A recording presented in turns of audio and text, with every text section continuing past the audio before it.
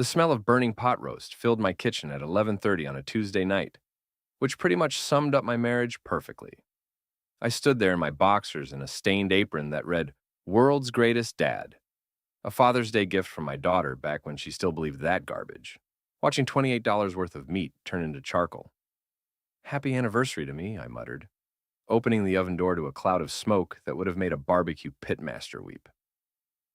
My name is Jack Morrison, and I run Morrison Hardware on Main Street in Millbrook, New York. Population 8,200, counting the dead people in the cemetery who probably have more active social lives than I do.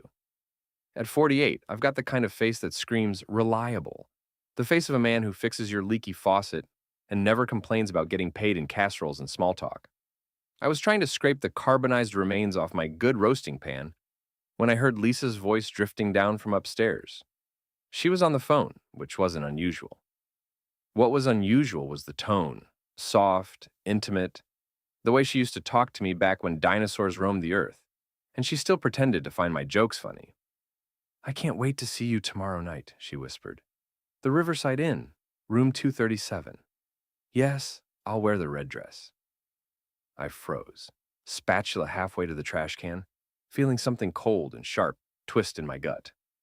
The Riverside Inn was where we'd spent our first anniversary 15 years ago.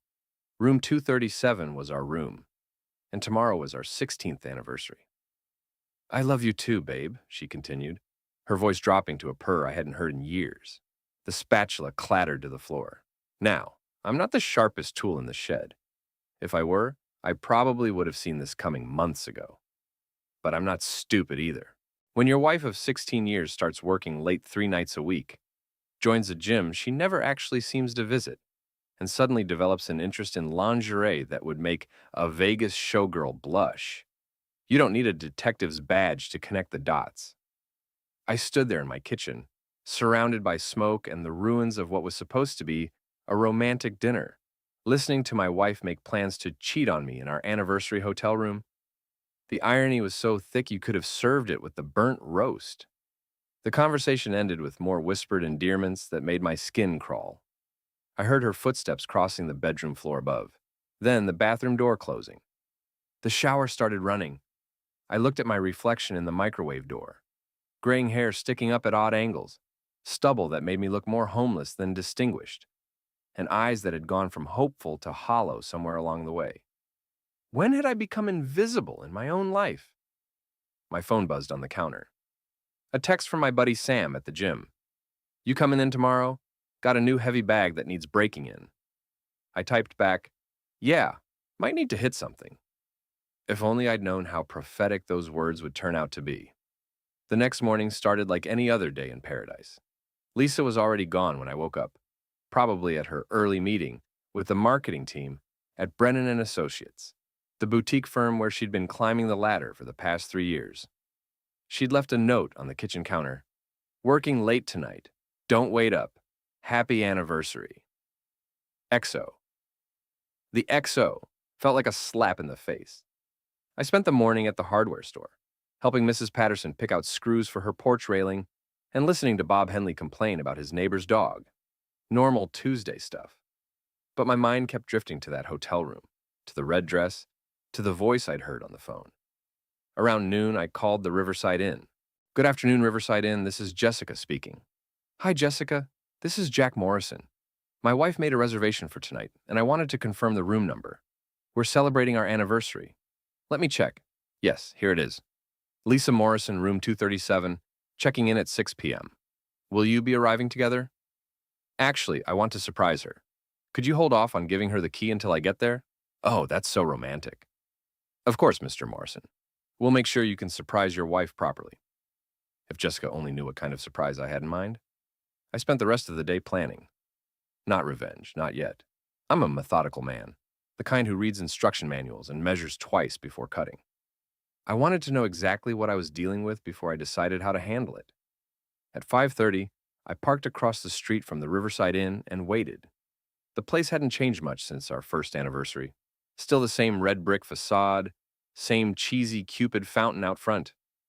Back then, I thought it was romantic. Now it just looked tacky.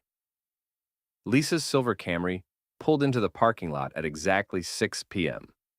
She stepped out wearing the red dress, a number I'd never seen before that probably cost more than my monthly insurance payment. She looked good. Damn good. Which made what happened next hurt even more. A black BMW pulled up beside her car. The driver's door opened, and out stepped a guy who looked like he'd walked off the cover of Men's Health magazine.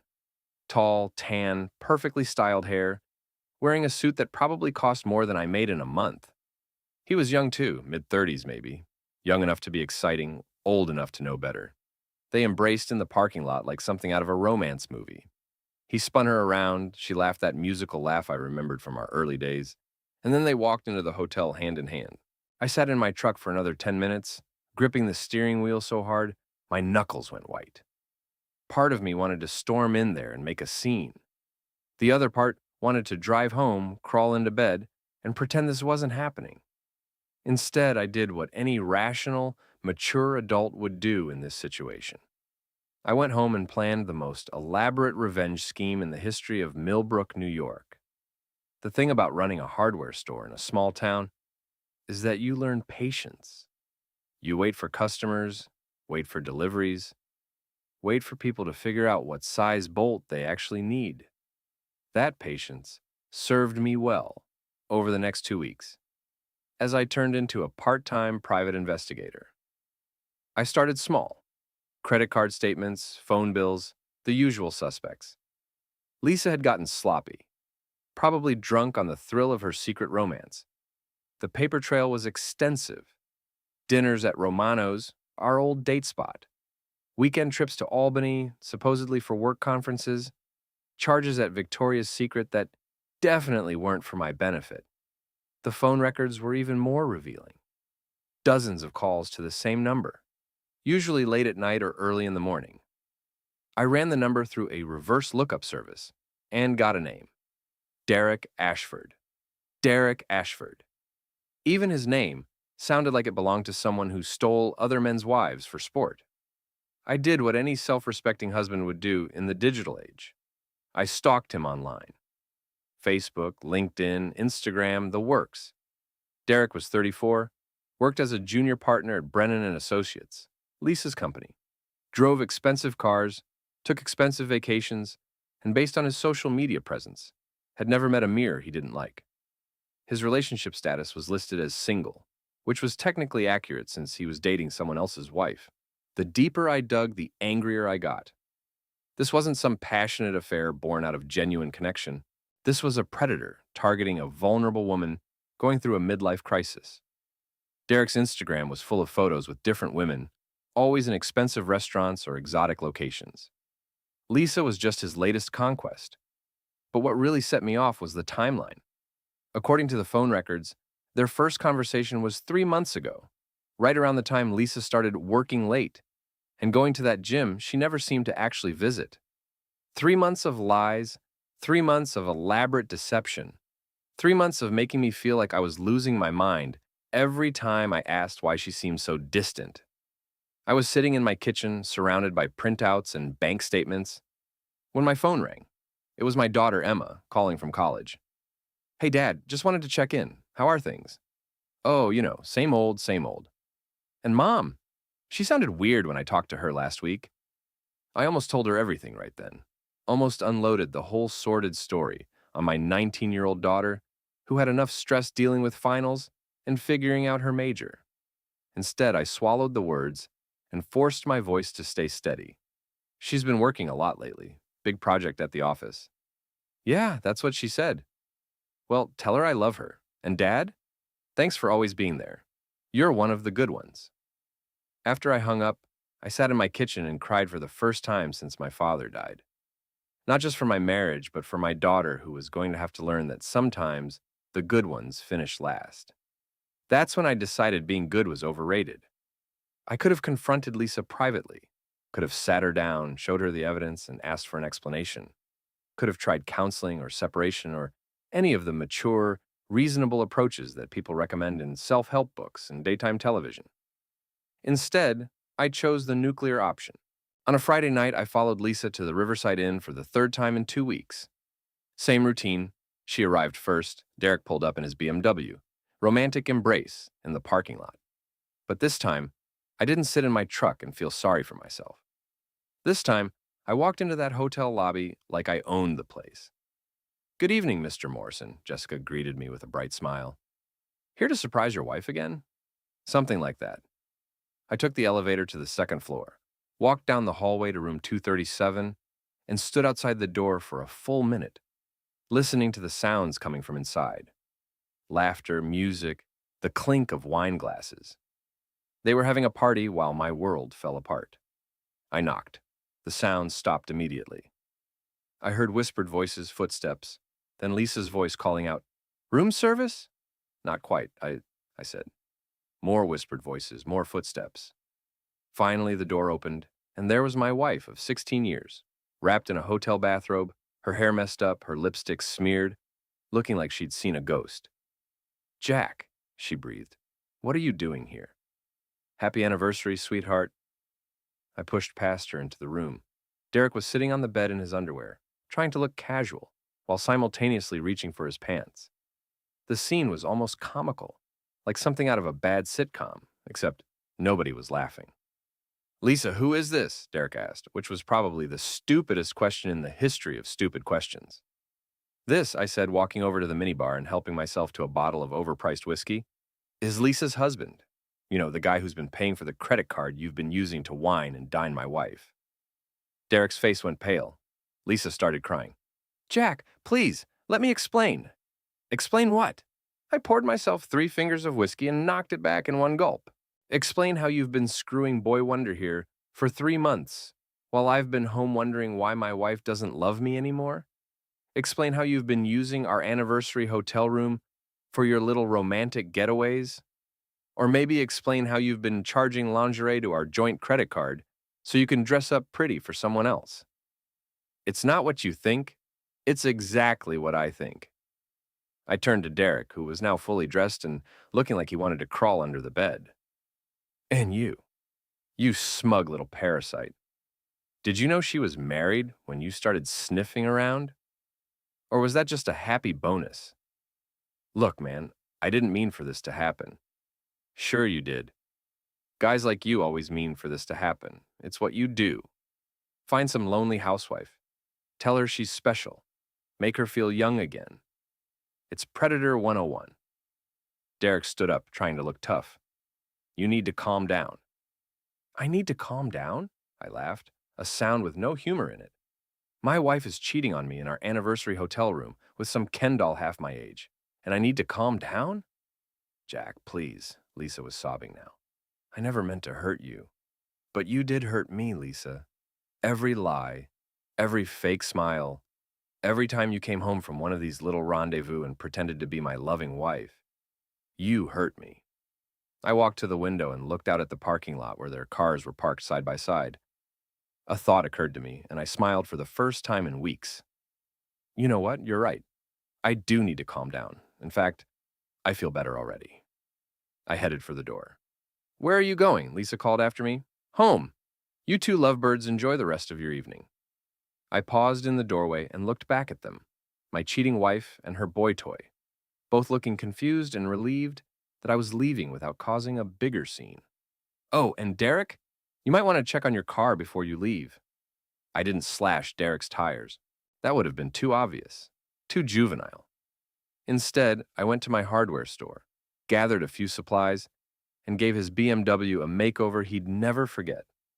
First, I loosened the valve stems on all 4 tires.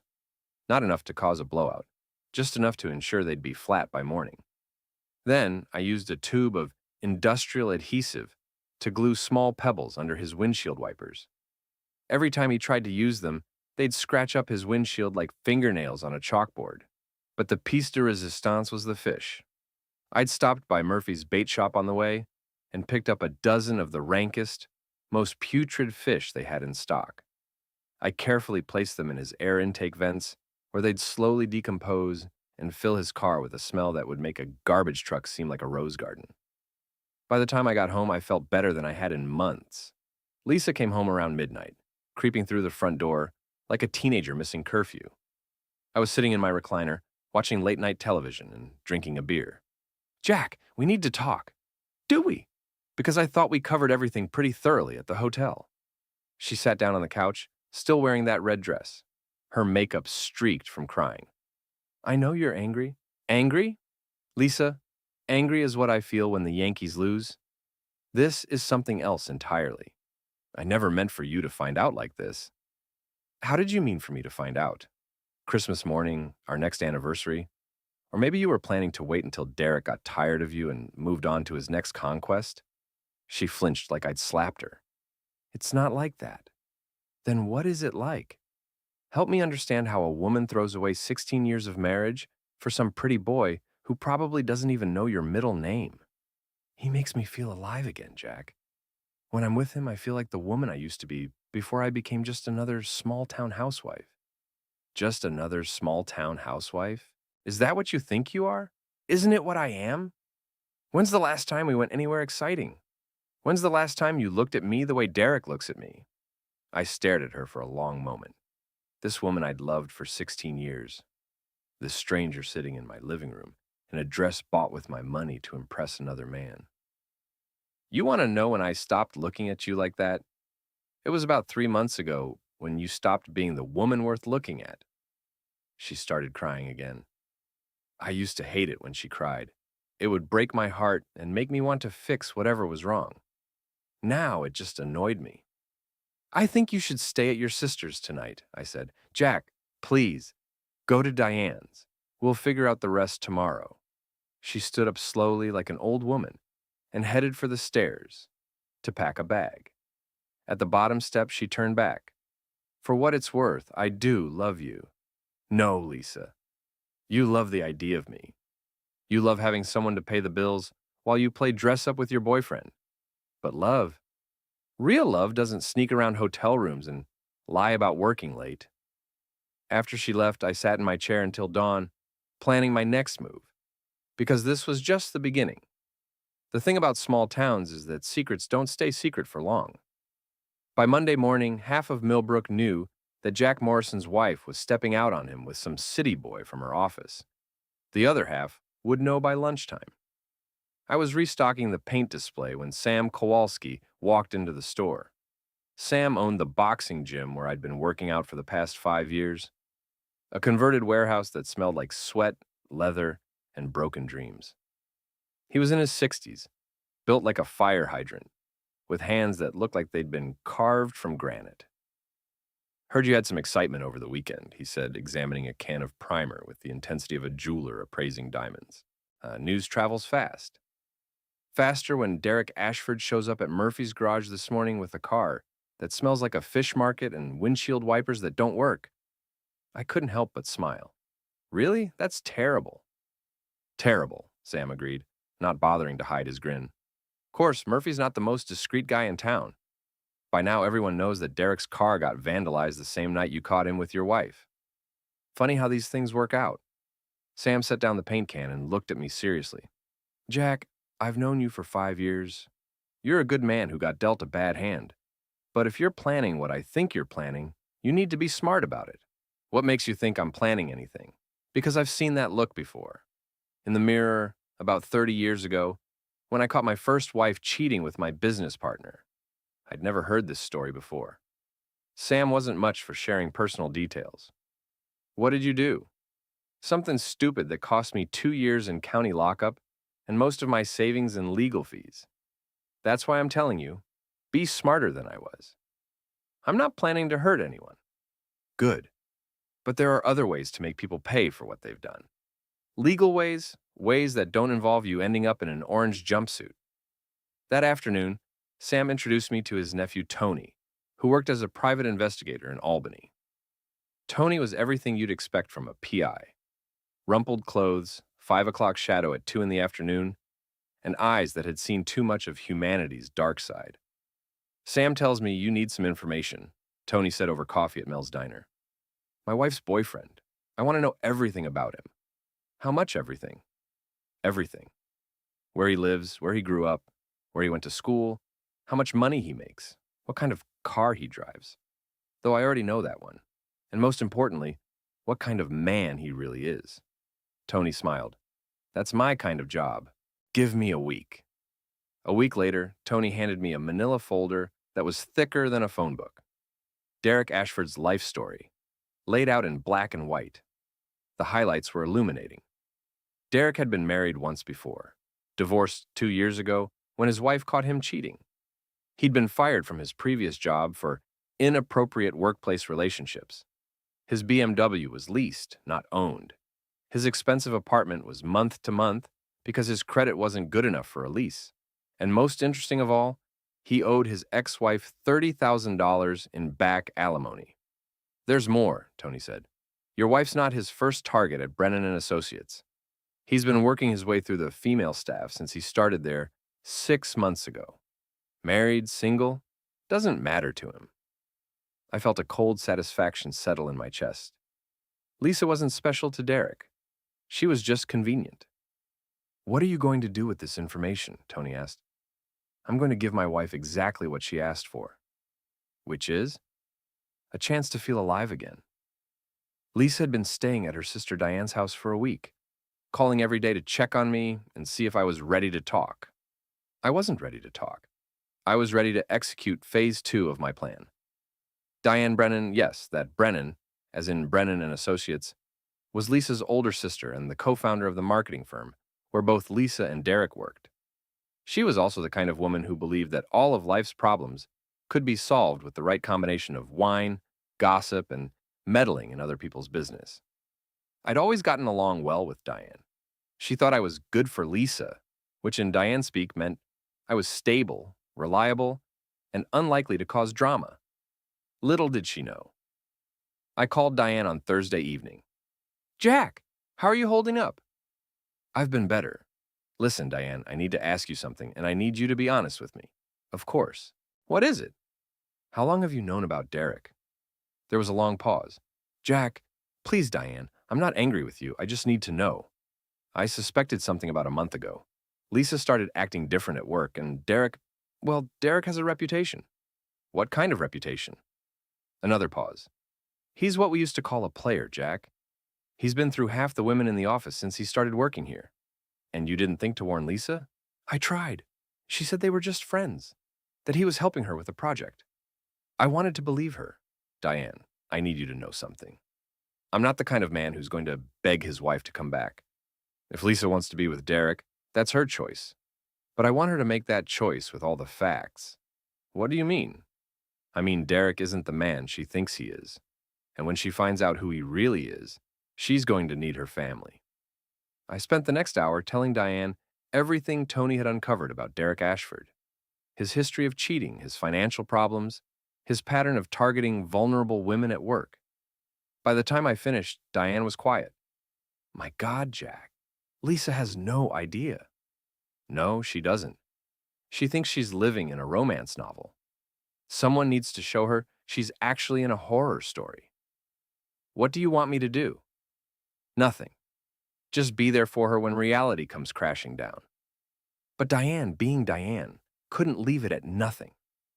The next morning, she called Lisa into her office for what she later described to me as the most difficult conversation of my professional life. Lisa called me that afternoon hysterical. "How could you do this to me?" "Do what?" "You know what? Going to Diane, filling her head with lies about Derek." "I didn't tell Diane any lies, Lisa. I told her the truth. There's a difference."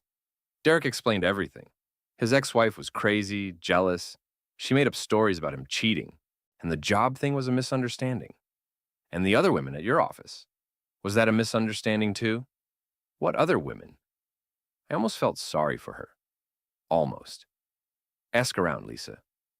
Ask the other women Derek has been helping with projects since he started working there." She hung up on me. 2 days later, she called back. This time, she wasn't hysterical. She was quiet, defeated. "You were right," she said simply. "About what?" "Everything. Derek, the other women, all of it. I talked to Jennifer in accounting, and Sarah from the design team, and Maria from reception." I waited. "He's been sleeping with all of us, Jack, telling all of us the same things, making all of us feel special. I'm such an idiot." "You're not an idiot, Lisa. You're a woman who wanted to feel desired again. Derek saw that vulnerability and exploited it. I've ruined everything, haven't I? You made choices. We both have to live with the consequences. Is there any chance at all, that we could work this out? I looked around my empty house, at the photos on the mantle of happier times, at the life we'd built together over 16 years. For a moment, I almost said yes. Then I remembered the hotel room, the red dress, the sound of her laughing with another man. I don't know, Lisa. I honestly don't know. But I did know. I just wasn't ready to tell her yet. Lisa moved back home the following week. Not because I invited her, but because Diane kicked her out. Apparently, having your sister's affair blow up your workplace creates some family tension. Derek had been fired from Brennan and Associates, not for the affair, but for creating what Diane diplomatically called a hostile work environment. 3 different women had filed complaints with HR, and the company's insurance carrier had strongly suggested that Derek find employment elsewhere. Lisa was on thin ice at work too. Being the boss's sister only provided so much protection when you'd been sleeping with the office predator. For 2 weeks, we lived like polite strangers. Lisa slept in the guest room, I slept in our bedroom. We ate dinner together, watched television together, made small talk about the weather and local news. It was the most civilized separation in the history of marriage. But I could see the guilt eating at her. She'd lost weight, wasn't sleeping, jumped every time the phone rang.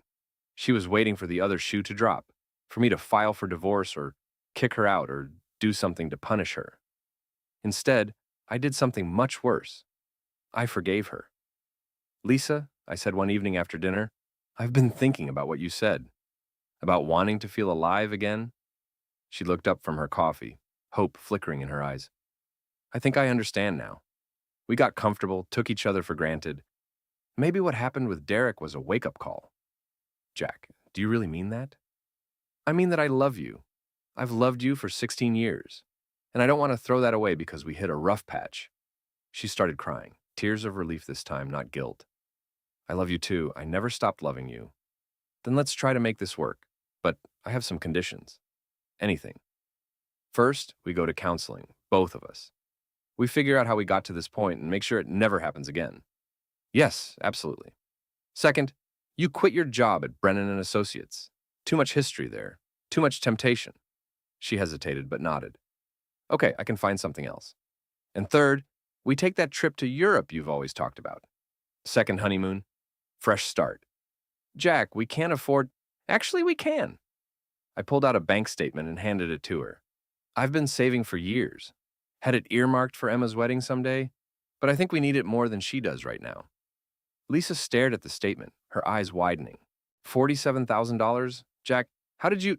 Little bit at a time, every month for the past 10 years. I wanted to surprise you for our 20th anniversary, but I think now is better. She threw her arms around me, sobbing into my shoulder. I don't deserve you. No, I said, stroking her hair. You don't. She pulled back, startled by my tone. But that's okay, I continued, my voice still gentle, because I don't deserve what you did to me either. Jack, I'm not finished. You want to know what's going to happen, Lisa? We're going to go to Europe. We're going to have a wonderful time. We're going to take pictures and buy souvenirs and pretend to be happy. Her face was pale now, confused.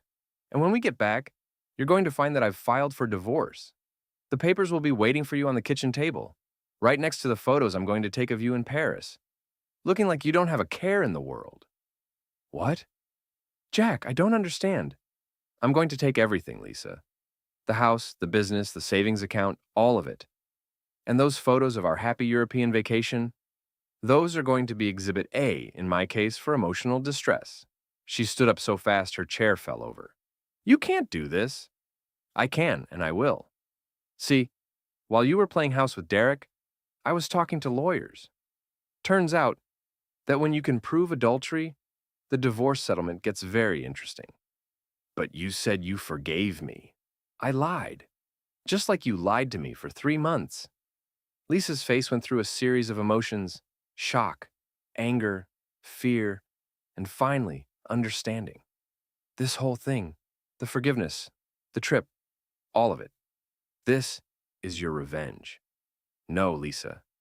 This is justice. Revenge would be me telling Emma what you did. Revenge would be me posting those photos Derek sent you on Facebook for all your friends to see. Revenge would be me making sure that everyone in Millbrook knows exactly what kind of woman you really are. I walked to the kitchen drawer and pulled out a manila envelope, copies of everything Tony had given me, plus a few extra items I'd collected on my own. This is revenge, I said, handing her the envelope. Photos of you and Derek at the hotel, credit card statements showing every dinner, every gift, every lie you told, phone records with timestamps showing exactly when you were calling him and when you were lying to me about working late. Lisa's hand shook as she opened the envelope and saw the contents. I could have used all of this to destroy you, Lisa. Could have made sure you lost your job, your friends, your reputation, everything. But I'm not that kind of man. Then why? Because I want you to understand what it feels like to have someone you trust completely betray that trust. I want you to know what it's like to believe in something beautiful and then find out it was all a lie. I walked to the front door and opened it. You have until tomorrow morning to pack your things and get out. After that, the only communication between us goes through lawyers. Jack, please. Goodbye, Lisa. She stood there for a moment, clutching the envelope, tears streaming down her face. Then she walked past me and out the door, leaving behind 16 years of marriage and the life she'd thrown away for a few months of feeling alive. I watched her drive away, then closed the door and poured myself a drink. For the first time in months, I felt at peace.